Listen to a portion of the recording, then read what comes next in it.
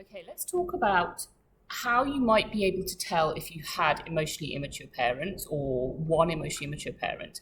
My name's Sean, I'm a psychotherapist, and I'm going to talk you through this because this is my specialism. This is what I love to help people with and help people heal from. So you might have heard the term emotionally immature parent, or you maybe have started doing a little bit of work on your childhood or on kind of some of the issues that you're having now, and you're wondering whether one or both of your parents was emotionally immature when you were growing up and maybe is still now. So these are the kind of five main signs that a parent has issues with emotions, with their emotions and with their children's emotions. So the first is if your parent wasn't able to manage their own emotions and you found yourself having to do some of that work for them. So that might mean that you had to calm them down, maybe reassure them when they were stressed. Maybe you needed to cheer them up when they were seeming down. Maybe you had to change your behavior so that they wouldn't be angry. So there was this sense that you grew up with that they were not able to manage their own feelings, that you needed to, in some part, and maybe not just you, maybe it was also your other parent had to have a big input in managing this emotionally immature parent's feelings, or maybe siblings. And just there was this general sense in the family that this parent, or maybe both parents, could not cope with their own emotions. So that is the first sign. The second sign is that they really had trouble with your emotions. So if you were upset, angry, sad, even excited, even those kind of more positive emotions, that maybe they just would try to push them away, try to dismiss those feelings. So perhaps if you went to them and you were upset about something, instead of being able to validate that, instead of being able to listen or help you manage the emotions, they maybe just said you were being too sensitive, maybe they said you were overreacting, or maybe they just really didn't engage much at all. So that you really didn't have a safe space, a safe person in this parent or in your parents to go to with your feelings. And this probably would have started early on. So maybe when you were a toddler, obviously you wouldn't remember this, but maybe you have a sense of this happening, that you were put in timeouts a lot, or you were basically kind of pushed away when you were having big feelings. But then you may have remembered as you were growing up this narrative about big emotions just not being okay.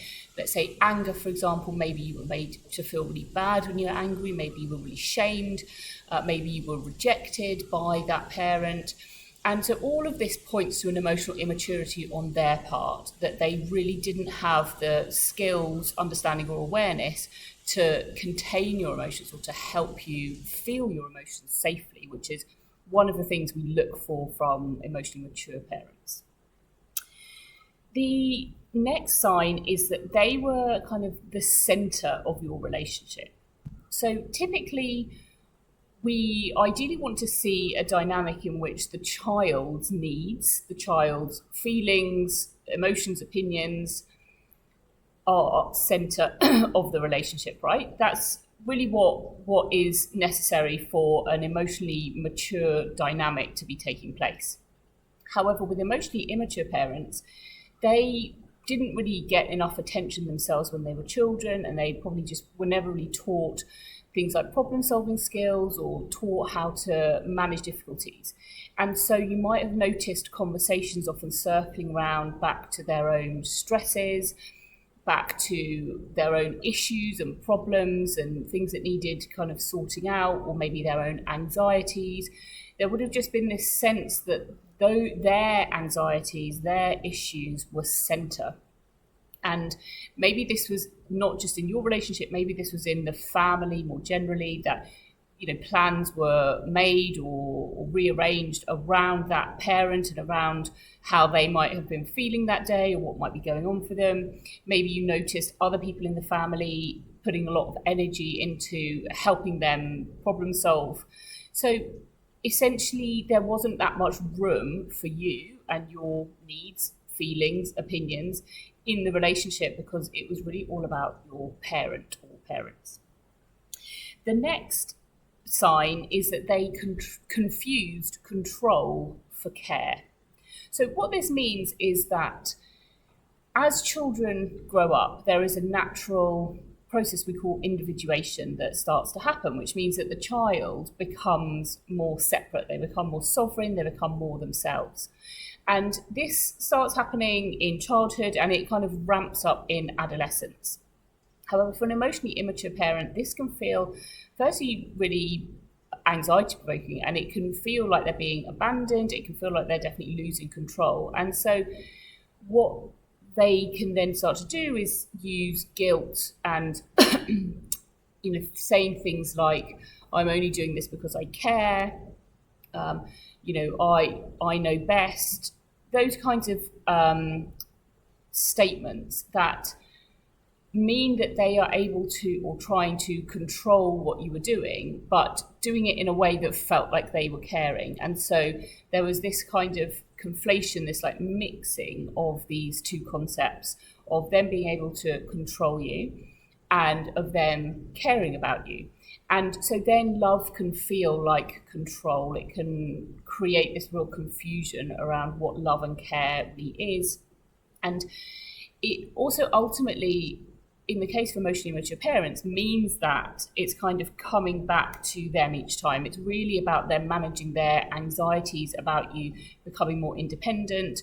They might bring in ideas around loyalty when you're trying to become separate, when you're trying to maybe do things they wouldn't do or don't agree with, or spend time with people that they don't want you to spend time with, that they might try to make you feel like you're being disloyal.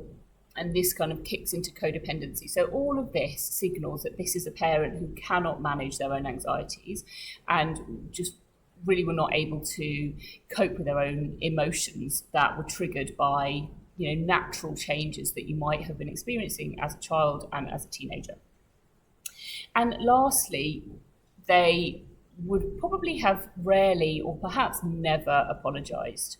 So emotionally immature parents tend to be naturally defensive, and so they'll take the stance of being correct, being right, and therefore when they maybe have made a mistake or done something out of line, they really can't kind of recognize that, or they can't admit that anyway.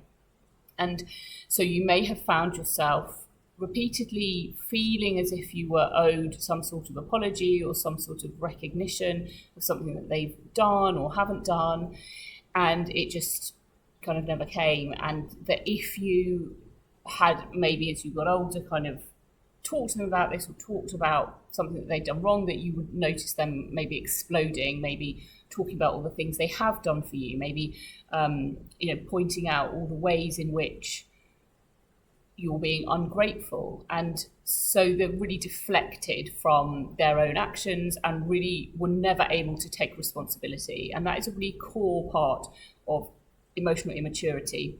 And it's about this person kind of protecting their own ego, protecting their own sense of self, and just taking responsibility would feel too threatening to who they believe they are.